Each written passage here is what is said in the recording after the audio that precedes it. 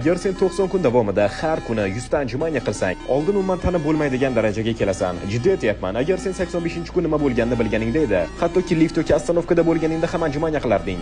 Birinchi 30 kun bu qizish seni ruhan tayyorlaydigan narsa. Ko'kraklaring bo'rtadi, yelkalar keskinlashadi, tritsepslaring ham paydo bo'ladi. 45-kunga kelib endi sendagi press shunaqa bo'ladiki, kimdir urib qolsa sinadigan sen emas, balki uning qo'li bo'ladi. Chunki har bitta anjumanya bu shunchaki pasayish va ko'tarilish emas. Bu mashqni qilganingda 200 ta mushaklaring ishlaydi. 60-kunga kelib haqiqiy go'sht davri paydo bo'ladi. Testosteroning ko'tariladi, ertalab uyg'onsang, tomirlaringda energiya oqayotgandek bo'ladi. Ortiqcha yog'laring yoqiladi. 75-kunga kelib endi sen odam emassan. Sen shikobsan. Tanang rostdan qattiqlashadi. Eshikni qo'l bilan emas, balki ko'z bilan ochasan. Ammo lekin 85-kunda haqiqiy mutatsiya sodir bo'ladi.